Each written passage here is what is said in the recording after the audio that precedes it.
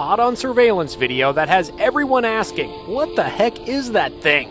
The homeowner is convinced it's a baby dinosaur. And we're going to be kicking off this list with dire wolves. So these fierce canines prowled North and South America 125,000 to 9,500 years ago. Paleontologist Jeff Saunders proposed something pretty fascinating a few years back. What if some ancient humans and dire wolves formed a bond similar to the early relationship between humans and gray wolves? About 13,000 to 11,000 years ago, there was this group of early humans called Clovis, people in the prehistoric Americas. And Dr. Saunders discovered that a Clovis man may have been buried next to a dire wolf. Perhaps they were buried next to one another because they shared some sort of bond. In the world of ancient pets, the story of how wolves became our best buds, pretty fascinating too. Long ago, early humans probably noticed some wild wolves sniffing around their campsites. Smart folks that they were, humans likely realized these wolves would have been handy for hunting and guarding, so humans probably tossed them some bones, and the wolf stuck around. A purely transactional relationship at first, but fast forward through generations of humans selectively breeding these helpful wolves, focusing on traits like friendliness and loyalty. Eventually, these wolves evolved into what we now call dogs, those tail-wagging, ball-chasing buddies we adore today. Next up on the list, we have woolly mammoths. Everyone has heard of the woolly mammoth, a long extinct animal that some scientists have expressed an interest in trying to bring back through genetic engineering for some reason. It'd be nice to have like a snuffleupagus walking around. Mammoths were these massive, hairy relatives of modern elephants. They lived during the last ice age, thousands of years ago, stomping around in places like Europe, Asia, and North America. They adapted to cold climates, with their long, shaggy hair protecting them from freezing temperatures. Now, as for early humans, they had a pretty interesting relationship with woolly mammoths. There isn't 100% definitive evidence of them being kept as pets, because we weren't really known for our record keeping back in those days, but it's not a far-fetched idea, considering how modern humans have domesticated elephants for various purposes like transportation and labor. Our ancestors might have had a similar deal going on with mammoths, having a gigantic hairy helper to, carry heavy stuff or assist in hunting.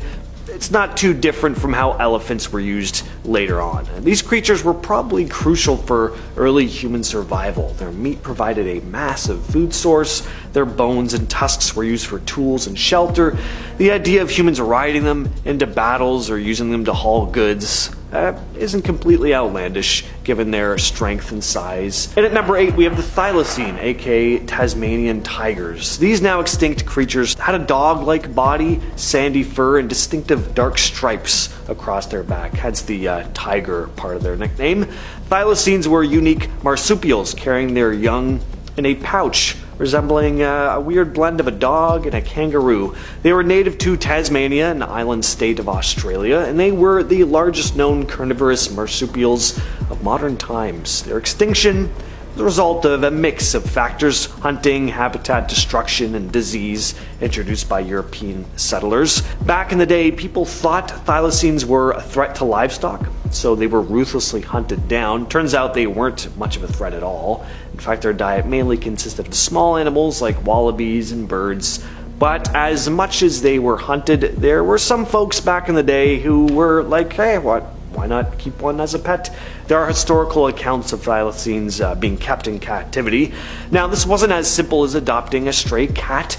These animals were challenging to care for. They had specific dietary needs and a temperament that didn't exactly scream cuddly companion. In the early 20th century, several zoos and private collectors, especially in Australia, housed thylacines. But despite the efforts, they struggled in captivity and their numbers dwindled, and tragically the last known thylacine died in captivity in 1936.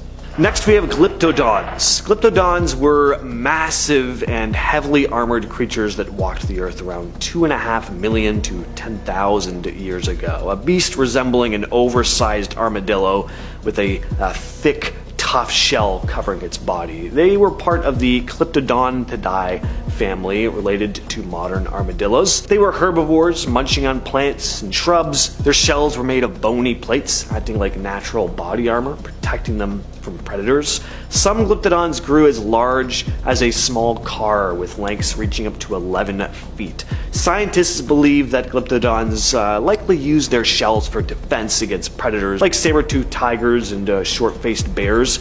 Their tails also had these cool bony clubs on them, giving them some offensive power too. Kind of sounds like I'm talking about a Pokemon, but they really were things. Fossils of glyptodons have been discovered in various parts of the Americas, from the southern United States to Argentina. Now, I'm cheating here a bit because calling these pets quite a stretch. It is believed that our ancestors may have used these things, their massive size shells, as shelter, though. So they were at least assisting early humans, or being used to assist, I guess is a better description. Very slim chance they were giving up their shells willingly. Crazy these things were so big that people could actually use their shells like tents, though. Next up on the list we have aurochs, the wild ancestors of modern cattle. These were massive wild beasts that roamed Europe, Asia, and North Africa. Think of a really beefed up cow with long, sweeping horns.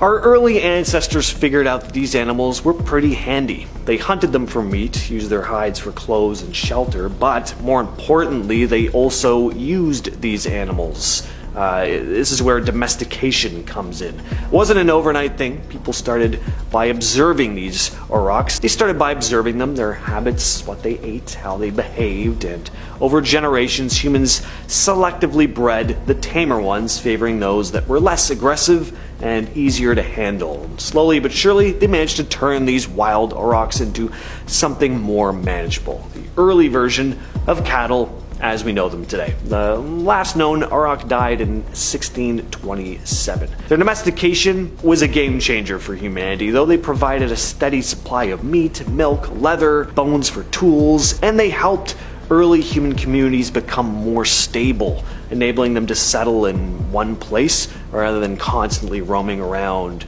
in search of food. But finally, we have Paleolithic dogs. These were basically cavemen dogs. They weren't the pampered pooches you see today. They were the wild ancestors of our modern dogs. Early humans were roughing it out in caves, hunting mammoths, gathering berries. Alongside them were these wolves, not quite as fearsome as their wild counterparts. These wolves, or wolf offshoots, were a bit different. They were a bit more comfortable around humans. They were smaller than wolves at the time, more similar in size to larger dog breeds we have today. Over time, these proto-dogs and humans formed a sort of partnership. They got food, humans got protection. It was a win-win. Humans, with their knack for tinkering, probably started favoring the friendliest of these animals, the ones that wagged their tails more rather than growling. These were the proto-dogs, not a specific breed, but a diverse bunch shaped by the interactions with humans. These early dogs weren't lapdogs. They were workers. They would have helped humans hunt, guarded their camps, and maybe even pulled some loads. It makes sense that we've made use of animals throughout our history. Humans, our brains developed to an incredible degree, but this was in exchange for our lacking in physical prowess in comparison to the apex predators and the harsh environments that we had to endure. We didn't just need tools to hunt and protect ourselves, we needed animals to help us hunt and use their keen senses to guard us in the dead of night when the monsters came out to feed.